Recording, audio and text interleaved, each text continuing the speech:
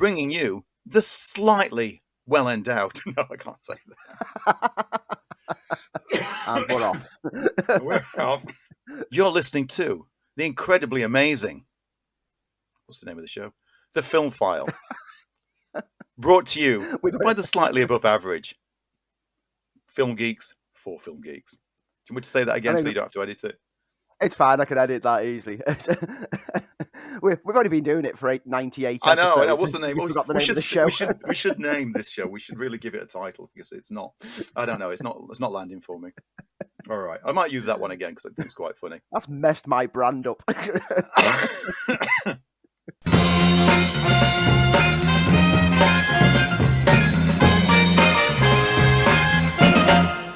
We've got to giggle at the beginning of the show because then it's a great show for the rest of it because it just keeps sets us off. He sets us going all the way through. Dun, dun, dun, dun, dun, dun, dun, dun, dun, dun. I realised I hadn't done the music, and that's why we've not started. No, that's right. Yeah, can't have to do the music, Andy. You know. Dun, dun, dun. Welcome, one and all, to the FilmFile. I'm your film geek host, Lee Ford. And I'm that other one on the other chair, Andy Meakin. But no less a film geek, if not in some ways more so. And I mean that with all the love that is meant by that statement. Hello, Andy. How are you?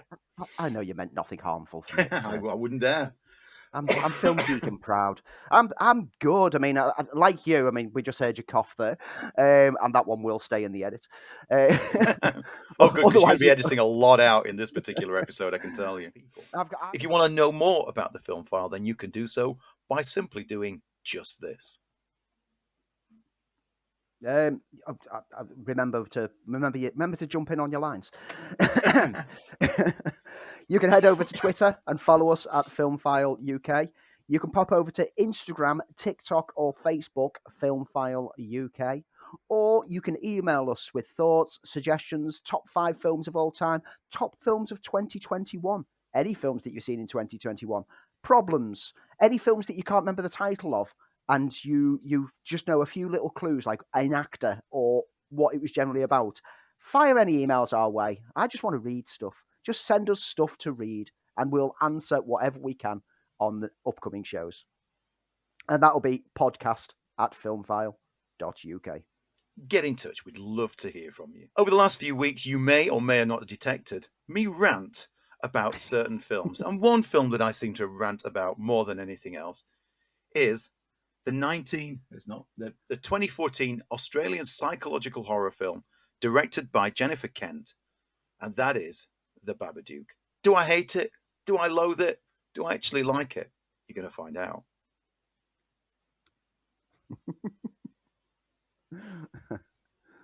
Babadook. Babadook.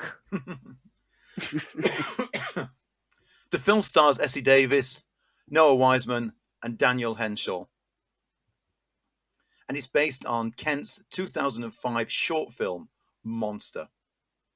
The film premiered at the 2014 Sundance Film Festival and garnered plenty of attention and critical acclaim in the US and Europe, but in its native Australia wasn't actually a success, but only found some limited success in art house cinemas.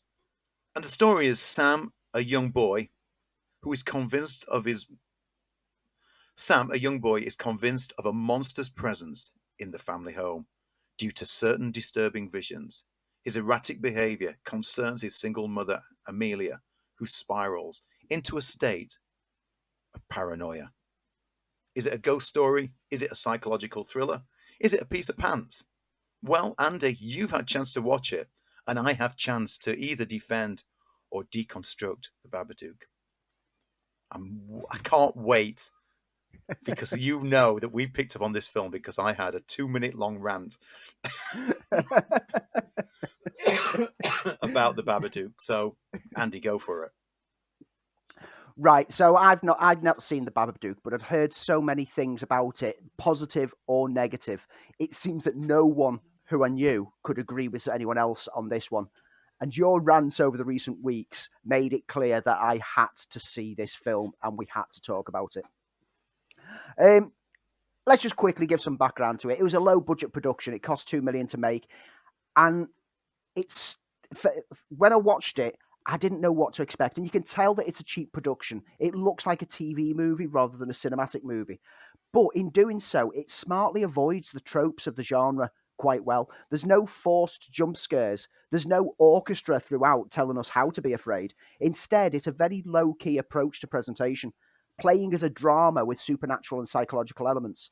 And there's the mystery of like throughout as to whether this Babadook that is haunting this house and threatening to possess the family is real, or whether she's just going mad and losing her sense of like grip on reality because she's feeling the strain of being a lone parent after losing her husband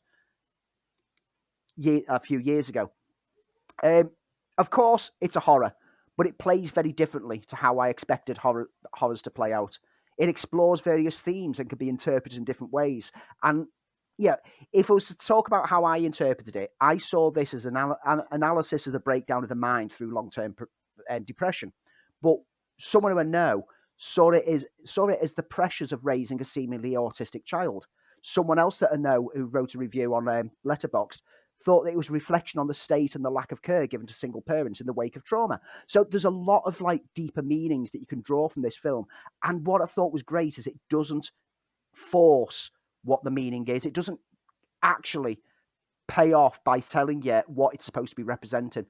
It could just be seen on the surface level as the tale of a house possessed with a malevolent spirit that plagues the occupants and attempts to possess one. That, for me, makes it an interesting film. And the representation of the monster in this, the sketchy and surreal aspect, probably due to the low budget, having to keep it very simple, works a charm. I love that it's not overly glossy. I love that it's not overly crafted. I love that it's dirty. I love that it's a bit cheap around the edges. But the origin of the Babadook is never made clear. Is it a dark echo from the back of Amelia's psyche? Is it a malevolent presence attached to the house? Is it a manifestation from Sam himself? Or is it a spirit connected to a dead husband? A myriad of ways that you can tell that I actually got a lot from this film, from all the different aspects that it didn't actually explain. I love the fact that it didn't explain stuff. It didn't pander to the lowest common denominator audience. And I quite enjoyed it. But with one caveat. And this is where I understand your rant. Because most of your rant was about the child. Yes. And the problem is the child actor. Anyone with kids knows how irritating they can naturally be when they're at that demanding age, and will have experienced moments that you should be able to relate to when Amelia's getting frustrated with her child constantly, Mum, Mum, Mum, Mum, because we've all been there. Yeah. I mean, not being called Mom, obviously, but you know, you get what I'm saying. But the child actor, Noah Wiseman, simply cannot act. Yes. And as a result, his behaviours are so woefully presented and unconvincing, making some of the moments that should be chilling or disturbing quite laughable. And it's a shame because Essie Davis as Amelia is giving a fantastic performance of a mother at breaking point throughout, but she's crippled by a child actor that damages all the best moments on screen. At times when the kid's not on screen, they're the moments that the film drew me back in, and they're the moments that let me analyse the structure, the presentation, and the story which was going on in front of me. And it saved the film overall for me, making for a decently presented horror film.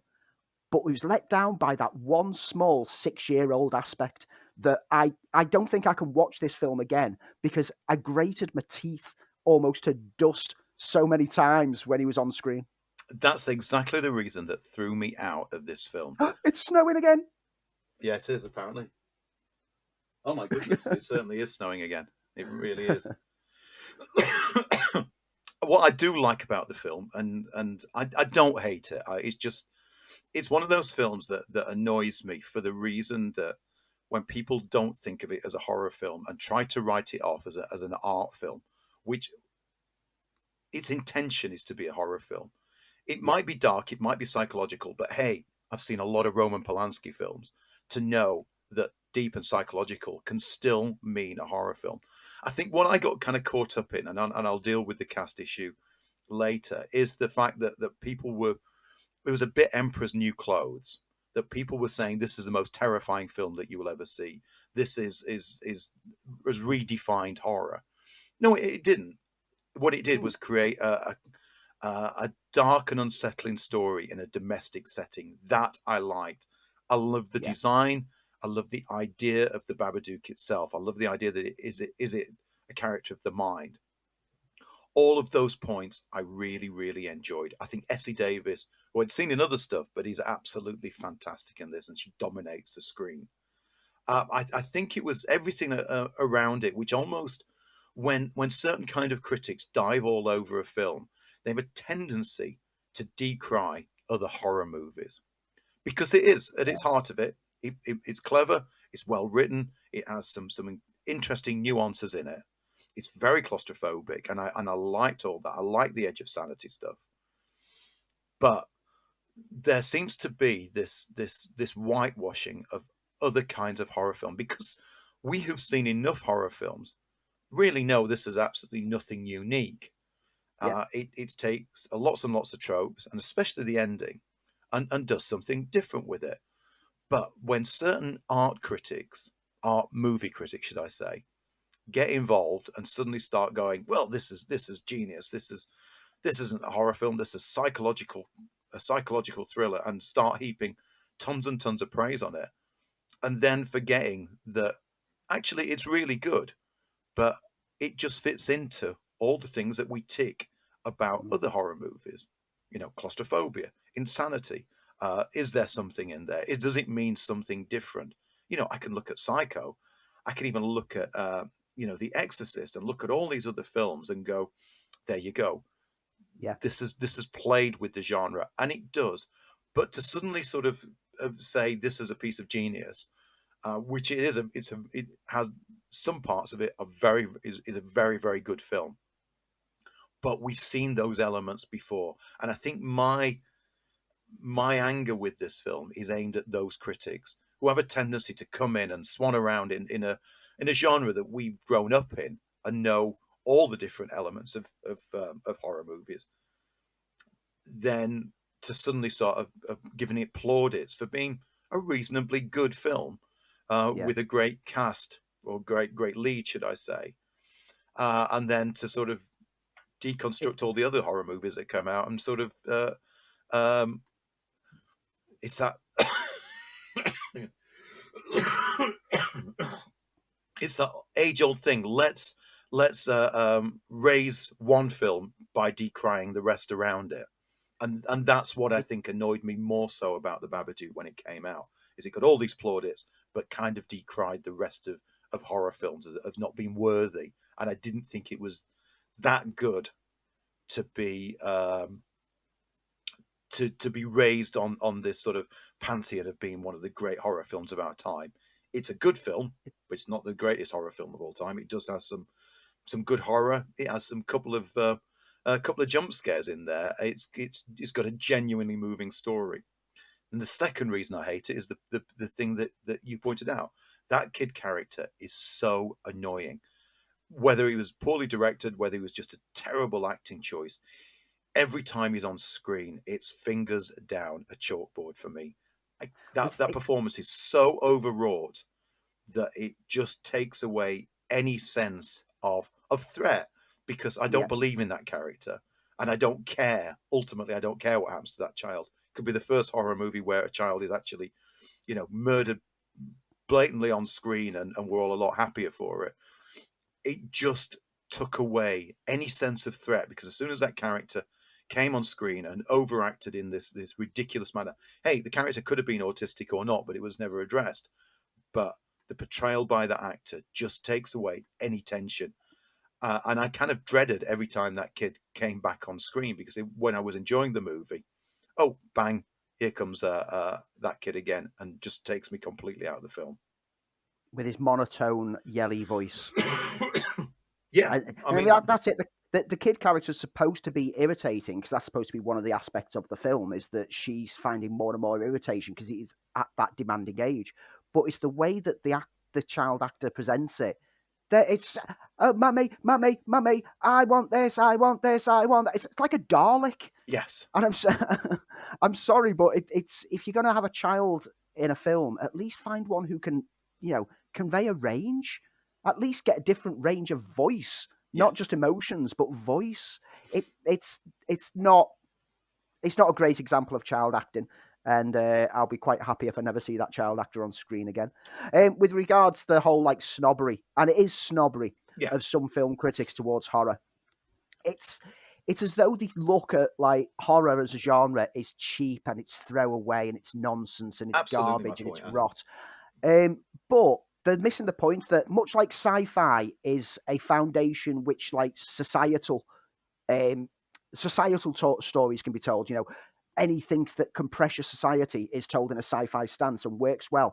Horror works well for telling personal journeys. It tells personal issues and tackles it.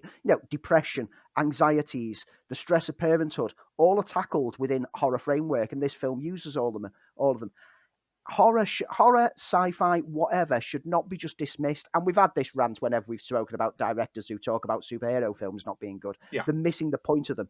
They are foundations to tell other stories within. Horror is not throwaway. It's not disposable. Some of it is, yes. Some of it is really poorly made, yes. But it's a way to tell a story within a framework. And if you can tap into someone's fright response, once you're frightened watching a film, you are open to the interpretations of the ideas getting thrown at you. That's where horror works. You look at recent works by people like Ari Aster, who's managed to tap into horror. And, people try to dismiss, say, Midsummer's not a horror. No, Midsummer is very much a horror. Yes. It's a huge horror. And Hereditary, that is shocking. That is a horror. That's an awful horror when you really think down to it. But it tells interesting stories within the framework. So stop the snobbery towards it, because all that you're doing is you're damaging the perception of the genre overall. Yeah, I and that's my usual rant against this film. I've nothing against the film. What I have a rant is that the way that it was built up by critics, not just to give the film plaudits, and for the majority of the film, the plaudits are absolutely deserved. What it is it tears down the rest of the genre to give it those plaudits by trying to say that everything about horror is cheap, and then somebody comes along and does something different. It's not that different. As I said, Polanski, I'm looking at you. You did this 40 odd years ago. Yeah. So do I hate it? No, I don't. I hate one central performance which knocks me out of the film every time. I think the design of the Babadook is almost Tim Burton-esque, and I really like it. I like the suburban feel to it. I like the fact that it's claustrophobic. I love the lead in it. I think she's amazing. I like some of the ideas in it. I just don't think it is the start of a brand new horror conventions, because I've seen it before, and I thought it was good. Did I think it was amazing? No. That one performance by that child actor completely ruins the film for me. What I do find interesting is that even though it, like you said, it didn't perform well in its native Australia, but it did well internationally. So it well and truly made profit. But Kent owns the full rights to it and has no intentions of sequelizing it or franchising it. No, it was a complete story. It didn't need to be, does it? It's not that kind of film. So even though some people have clamored saying oh, I'd like to see the Babadook attack someone else, it's but that would break the whole thing, that we don't understand the full origins of the Babadook. It's personal to those characters in this film. We don't need it to be a franchise. So that's it, Andy. I'll see you next week. We've just looked out of the window, both of us, and see that it's snowing. I've got a whole John Carpenter's The Thing going off right now, so I'm going to have to go and deal with that. I've got the beard for John Carpenter's The Thing, so I have to deal with this. So I'll see you then, but if you don't come back by Tuesday, I'm getting Clapton.